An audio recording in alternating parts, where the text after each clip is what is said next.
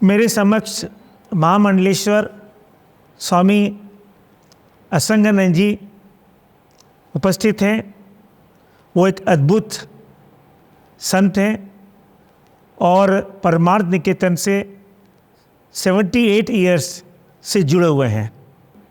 मुझे जो मालूम हुआ है, स्वामी जी के एक फाउंडिंग मेंबर हैं और स्वामी जी ये परमार्थ निकेतन जो बना था, स्वामी जी उससे जुड़े हुए थे। तो मैं स्वामी जी से पूछना चाहूँगा कि स्वामी जी, आप परमार्थ निकेतन कब आए और आपका इसमें शुरुआत में क्या योगदान रहा? ऐसा था, मेरा शरीर डिस्ट्रिक्ट बरेली का है, सन यूपी में। हमारे पिताजी यहाँ के जो फाउंडर थे महाराज स्वामी सुखदेवानंद महाराज, उनके शिष्य थे हमारे पिताजी। अच्छा। उनकी बड़ी श्रद्धा थी उन पर, उनको साक्षात भगवान मानते थे पिताजी हमारे। तो फिर महाराज बरेली आया करते थे और हमारा जो गांव है वो बरेली के पास ही आंवला तहसील बरेली के पास ही है। ठीक बात। तो सत्संग महाराज जो थे समाज सेवी थे, समाज के लिए उन्होंने विद्यालय खोले थे। अच्छा। तो शाहजहाँपुर में हम भी महाविद्यालय खोला एक, इसमें इनका भावना थी अच्छे अच्छे छात्र निकले जो अच्छे गृहस्थ हों, अच्छे महात्मा हों और अच्छे नेता हों, सब प्रकार से ज्ञानी हों, ऐसे अच्छे से लोग निकले पढ़ के योग्य विद्यार्थी, उसके लिए विद्यालय बनाया जाए। तो मैं हमारे विद्यालय बनाया हूँ। तो बरेली में सबसे कहा, हमारे पिताजी बैठे थे वहाँ, कहा महाराज हमने विद्यालय बनाया है, जो व्यक्ति चाहे वो अपने छात्र अपने पुत्रों को ला सकते हैं, वहाँ भर्ती कर सकते हैं। तो स्वामी, 9 साल की उम्र में आपको कैसे प्रेरणा आई? ये पुराने जन्म से, हाँ, पुराने जन्म में रामकृष्ण परमहंस के शिष्य हम थे, ऐसा लिखा हुआ है ज्योतिष के ग्रंथों में। अच्छा। तो समय की बात है ना, संस्कार पुराने थे। तो वो संस्कारों से प्रारंभ से हाँ, आपका वो लेकर जाए थे। क्योंकि जो मैंने सुना है कि आप तो एक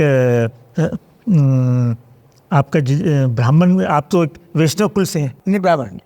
तो आपके मन में आध्यात्म का विचार प्रारंभ से जन्म जन्मांतर संस्कार थे ना, हो उससे है। ये होता है हमारे शरीर, वैसे शरीर अग्रवाल वैसे शरीर था, अग्रवाल का। लेकिन हमारे पुराने संस्कार तो रहते हैं ना।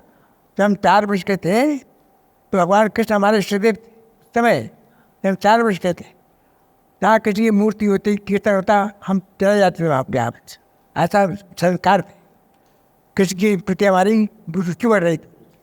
फिर 9 वर्ष के बाद जब हमारे हुई तो पिताजी ने वहाँ पढ़ा दिया, हमारे कहने थे हमको। तो वहाँ गीता पढ़ाई जाती थी। तो गीता हमने 18 अध्याय वहाँ रटाई जाती थी, गीता रामायण। तो गीता हमको 18 अध्याय याद है, नंबर के, कौन अध्याय कौन नंबर का श्लोक ऐसे। हाँ, ये श्लोक कौन अध्याय का कौन से नंबर का, ऐसे हमने गीता रटी हुई, अभी भी वैसी रटी चली आ रही है। तो प्रेम बढ़ता चला गया हमारा, समझ। हाँ, तो आश्रम में हमारा मन लग गया। और बस कुछ ऐसी घटना हो गई कि हमको एक दिन पहले तो हमारा मन उखड़ा थोड़ा सा। वहाँ हम छोटे बालक थे ना, खाने पीने का वैसा प्रबंध नहीं था, घर जैसा प्रबंध कुछ का सोचे कैसे रहेंगे। फिर ऐसी ये घटना हो गई कि वो घटना ने हमारा मन को मोड़ दिया। अच्छा, वो क्या घटना थी? वो यह हो गई, हमारे बाबा थे, उन्होंने पाला था हमको। हमारे साथ बहन पैदा हुई थी ना, बहन तो मर गई 2 बात, को माँ ने पाला, हमको बाबा ने पाला। अब पिताजी जाते थे बाबा से, उनको ज़्यादा प्रेम है। तो हम जब बाहर गए तो बाबा की 7 दिन बाद मृत्यु हो गई, छूट हमको दी नहीं। तो 15 दिन हो गए। तो हमको जब पता चला 15 दिन बाद, तो हमको क्रोध आ गया। हमको बाबा की मृत्यु हो गई, पता भी नहीं, संस्कार हो गया सब। अब वो घर नहीं जाएंगे, बस क्रोध आ गया। तो वो घटना ने हाँ, आपका आध्यात्मिक परिवर्तन हुआ। हमें अब घर नहीं जाएंगे, उत्तर पत्र का उत्तर भी नहीं देंगे। तो कभी भी आपके जीवन में आपको ऐसा लगा नहीं कि ये आध्यात्मिक जीवन को कब मैं परिवर्तन करूं और संसारिक जीवन में जाऊं? आध्यात्मिक तो धीरे इसलिए बचपन से अच्छे महात्मा मिलते हैं ना, विद्वान महात्मा। महाराज स्वयं आध्यात्मिक थे, हम महात्माओं के, हाँ, आध्यात्मिक महात्माओं बीच में रहे ना शुरू से। इनके सानिध्य में आप पहले? हाँ, वही रहा। अब वही गीता रामायण को याद किया, उसका प्रवचन सुनते थे महात्माओं से, स्वामी अखंडानंद जी, कृपात्री जी, ये सब लोग भी आते थे ना। हमारा सबसे संपर्क रहा। हम संस्कृत विद्यालय में पढ़े, संस्कृत विद्यालय में पढ़ाया 15 वर्ष हमने वेदांत।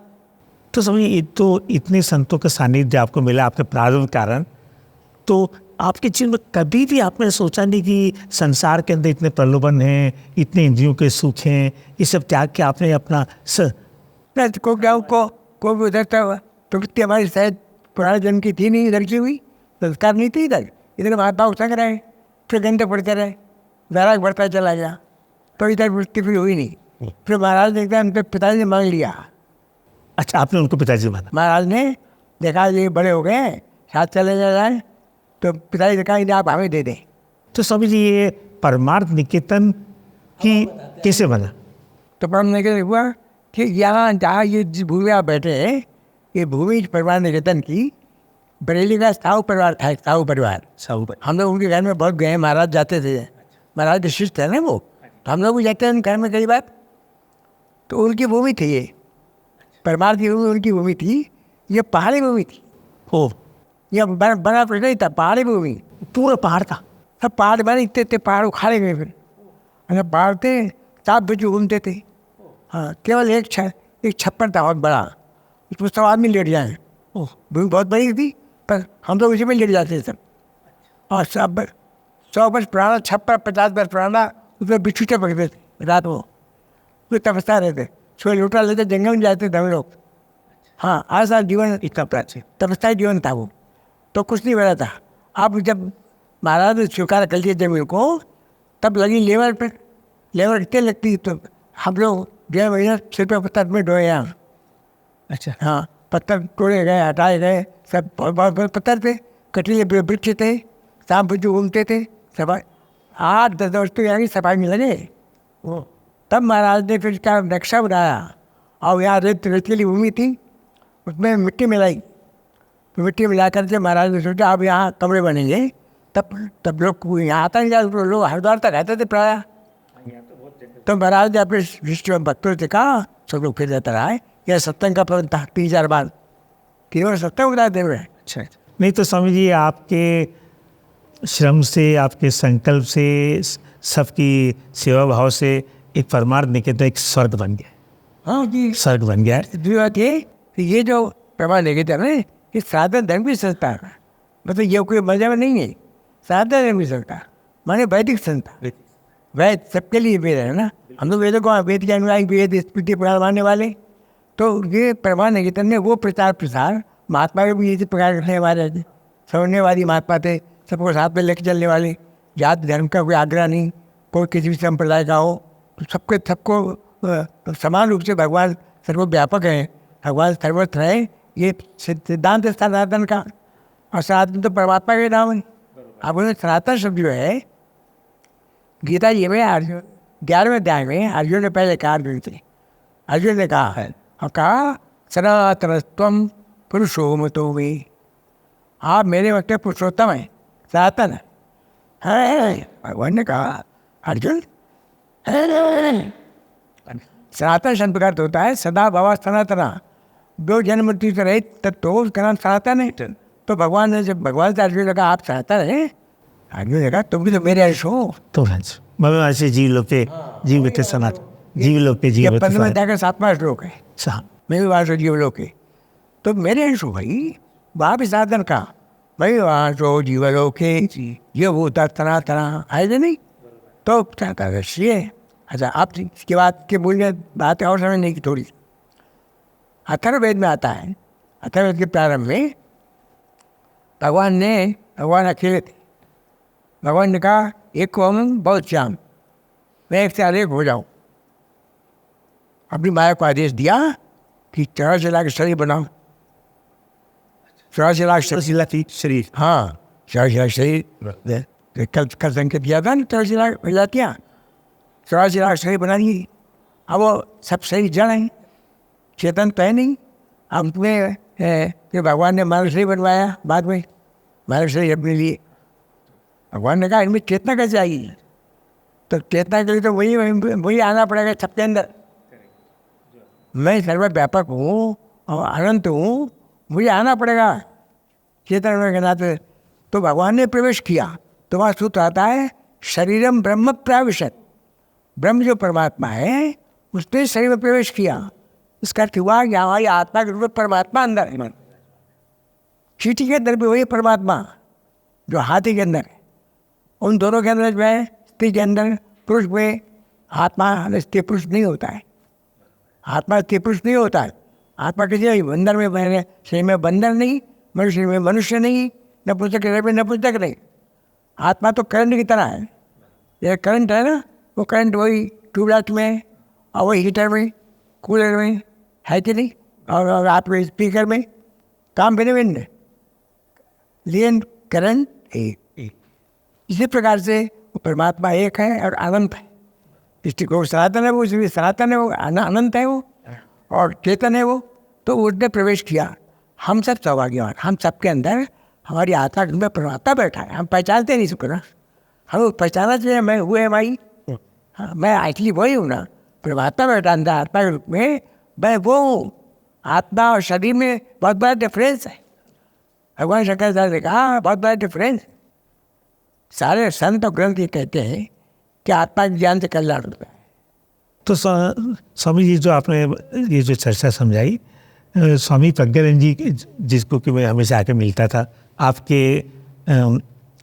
जहाँ पर रहते हैं, हाँ आपके सामने ही उनका आश्रम था वर्षों वो संत हम जानते हो। तो वो मैं उनके पास आता था और आपसे मिलता था, 30 साल से संबंध था उनका मेरा। तो उन्होंने भी कहा था कि जो कि परमार्थ जो है ये परम अर्थ यानी परम धर्म है, यानी एकाकार की सबसे अच्छी जगह है। एकाकार होने की हमारे हम यदि अपने एकाकार करते हैं, अपने स्वरूप को पहचानने, हम स्वरूप से जुड़ जाएं, कोई भी मार्ग से, ज्ञान मार्ग से, कर्म मार्ग से या भक्ति मार्ग से जुड़े, वो करें, वो हमारी परम उपलब्धि है। परम धन वही है जो परमार्थ में हमको मिल जाता है। समझ लीजिए, सुबह सुबह प्रार्थना होती है, उसके बाद यज्ञ में सामूहिक यज्ञ होता है, फिर यहाँ पे आरती होती है, फिर सत्संग होता है, फिर संतों का सानिध्य मिलता है। तो यह सब प्रकार की सनातन जो जीवन जीने की जो कला है वो यहाँ पर मिलती है। तो मैं खुद भी बम्बई जैसी महानगरी जाके इतने सारे प्रलोभन कर्म के छोड़ के यहाँ, अब हमेशा जाते थे, स्वामी जी हमेशा जाते थे, हम जाते थे, वो आते भी थे। तो आते थे तो मुझे बोलती थी, मैं क्या स्वामी जी आप यहाँ क्यों आते हैं? बोले भाई ठीक है, मेरे को थोड़ा परिवर्तन होता है, पर मुझे आंतरिक शांति और प्रसन्नता तो गंगा किनारे मिलती है। वो गंगा के पास भी ध्यान करते थे। आपके रूम से भी गंगा दिखती है, सबके रूम से दिखती है। तो समझिए आज का जो युवा पीढ़ी है, आपके जीवन से जो आपको आध्यात्मिकता से, आपके प्रारंभ से आपको क्या चीज़ ऐसी मिली जो कि उनके लिए एक उदाहरण बन जाए? आप क्या चीज़ ऐसी मिली है इस जीवन से जो आप बतलाएं उनको, जो उनके लिए उदाहरण बन जाए? क्योंकि वो समझते हैं आध्यात्मिकता तो बेकार की चीज़ें, क्यों करें, क्या पूजा से मिलेगा, क्या नहीं मिलेगा, पर जो मिला है उसका तो बखान नहीं हो सकता। युवा पीढ़ी के अंदर में एक युग का प्रभाव भी होता है। प्रेम से आजकल कलिक लग रहा है। कलिक वाले भगवत विरोधी, सनातन के विरोधी, भौतिक जीवन में भी जो विश्वास रखने वाले, भौतिक जीवन का इतना असर पड़ रहा है आजकल। भौतिक त्याग पकड़ इतनी ज़्यादा है कि आध्यात्मिकता पीछे हो गई एक प्रकार से। और आप देखिए, मुझे ध्यान है अभी मेरी इतनी अवस्था है, आज से 80 वर्ष पहले मेरी 8 वर्ष की अवस्था थी। जब उसमें के मैंने जीवन देखा कैसा यूपी में ये रहने वाला मैं, समाज कैसा था, हम लोगों को यहाँ तो कोई सारे जगह में कोई शराब ही नहीं था, कोई शराब पीने वाला नहीं था, घुट ढूंढा जाता शराब पीने वाला था ही नहीं। ऐसी कुछ पुरानी बात है। ये मोटा गाड़ियाँ नहीं थी मेरे सामने, गाड़ी ट्रेन जो है कोयले चलती थी ट्रेन, ये गाड़ियाँ सब बाद में आएंगी। बड़ी डिस्ट्रिक्ट बरेली जो है तो खसारे थी, और कहाँ गाड़ी किसी के पास, गाड़ी कहाँ, किसी के पास साइकिल। ये स्थिति मैंने उसमें देखा है। सादा भोजन हम लोगों ने आज तक मैंने पान नहीं खाया है, और आज तक मैंने जैसे क्या छुआ भी नहीं, खाना तो अलग रहा। तो कोको कोला आपने जीवन में नहीं पी कभी? कोई खाना था भाई। अब जीवन सदा वाला बात में बना हुआ है शायद। तो सात्विक भोजन वहाँ से आपके बचपन में जो आपने किया वही आपकी आदतें बन गई? अतः कोई गुरुकुल में रहा, यहाँ भी कोई पैसे प्याज कोई नहीं पड़ता था, यहाँ अलग अलग बनता था। तो वैसे हम लोग ये वैसे बना हुआ है, तो यहाँ हर सब रह जाए खान पान वैसे बना हुआ है। तो स्वामी जी, मैं अभी चूँकि मैं आधुनिक, मेरा जन्म जो है बम्बई इंदौर में के पास हुआ है और मैं बम्बई में रहता हूँ। वहाँ तो सब प्रकार की सुविधाएं हैं, सब प्रकार के प्रलोभन हैं, सब प्रकार जीवन है। तो वो तो आप वो तो हम लोग व्यवस्था आपने हमारे सारी बना दी थी ना, एक रुपया रख दिया वही बना था, तब वो बनते हुई नहीं, वो ऊपर एकांत में रहते थे। अब वो जाता रह दिया बस खत्म। तो आपको अब एडजस्टिंग करनी पड़ा ना दूसरों के साथ। तो वहाँ तो इतनी सुविधा मिल जाती। पर स्वामी जी, मेरे को ऐसा लगता है कि हम जीवन को संतुलन करें। आज को जो मैं उनको समझाना चाहता हूँ, स्वामी प्रज्ञानंद जी से भी मैं डिबेट करता था कि सब हम कुछ समय अपने आप से जुड़े, ध्यान करके, प्राणायाम करके, निस्वार्थ सेवा करके, स्वाध्याय करके, सानिध्य करके अपने आप से जोड़े, उस ऊर्जा से जुड़ जाए। जैसे हम फ़ोन चार्ज करते हैं तो फ़ोन 6 घंटे में डिस्चार्ज हो जाता है, फिर हम प्लग लगा लेते हैं, फिर चार्ज हो जाता है, फिर उसको यूज़ करते हैं। तो उस प्रकार से अपने दिव्य शक्ति से अपने आप को जोड़ें, फिर खूब जिए, प्रसन्न होकर जिए। तो अंदर जब भर गए हैं, प्राप्त हो गया है, तो उसको खूब जिए। जिसने संसार के रस को समझ लिया, उसके अंदर की आनंद जग जाएगा। ये क्या है? ये सब अनित्य है। ठीक है, अब 3 रात 4 चीज कल वाला संकेत क्या था? शरीराणि अनित्यानि। इसका मतलब ये संसार से भागना थोड़ी है, सही रहना, इसी से काम लेना है। ठीक है, बातचीत समझ लो कि ये से राग मत करना, और ये मैं नहीं है, मैं इससे भिन्न है। ये हमारा साक्षी भाव से यहाँ ये रहने का मकान है, भवन है, मैं रह रहा हूँ, निवास कर रहा हूँ।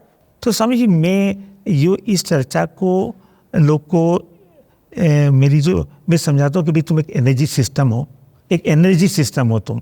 ठीक, जैसे कि आपने कहा इलेक्ट्रिसिटी जो है वो दिखती नहीं है, एयर कंडीशन में अलग है, ट्यूबलाइट में अलग है, बल्ब में अलग है, पर है तो एक ही। सो वैसे ही हम सब लोग एक एनर्जी सिस्टम के पार्ट हैं। हम सब लोग वो एनर्जी, जिसको मैं सनातन बोलता हूँ, आत्मदेव, वो आत्मदेव परमात्मा से मिले। तो परमात्मा से जो भी हमारे ध्यान के थ्रू, निसार सेवा के थ्रू, निष्काम कर्म के थ्रू मिले। और जगत की जो मूल सत्ता परमात्मा है ना, वही उसी नाम की सनातन है। तो ये जीवन यदि हम जिए, हाँ, समन्वयता के साथ, तो हम अपने जी सकते हैं, समय पे आएंगे, वो लोग जिएंगे अपने आप ही। और फिर हम समृद्ध होंगे। हाँ, तो फिर हम दूसरों के जीवन में भी सेवा कर सकते हैं। अपने आप दूसरों को मिलेगा, दूसरों को अपने आप प्रेरणा मिलेगी ना दूसरों।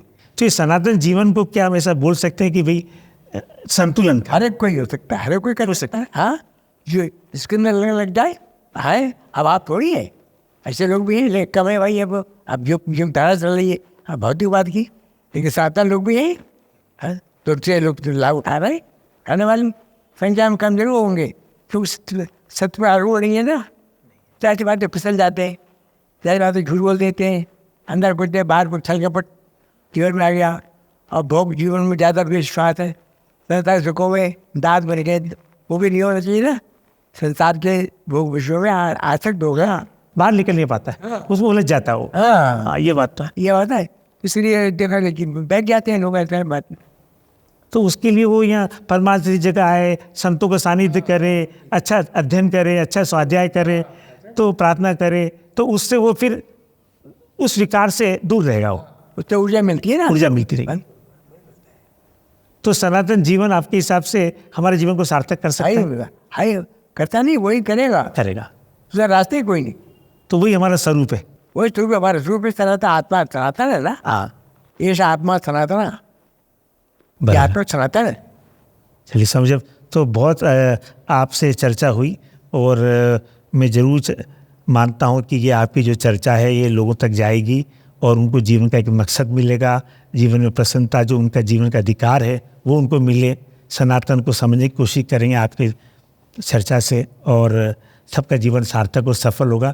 आप सबको आशीर्वाद दीजिए कि सबका जीवन सार्थक सफल हो, और आपके जीवन की जो आपने जो जीवन जिया है वो हमारे लिए एक आधार। क्या है, आधार पर चर्चा करेंगे कल से, इसी आधार पर। हाँ जी, उसी बात को लेकर के कल चर्चा करेंगे इसके बारे में, तो वो उसको भी उनको ज्ञान के रूप में मिलेगा। हाँ, अच्छा स्वामी प्रणाम करता हूँ। हरि ओम। आपको यहाँ आने के लिए धन्यवाद और आपने जो इतनी चर्चा की उसको धन्यवाद।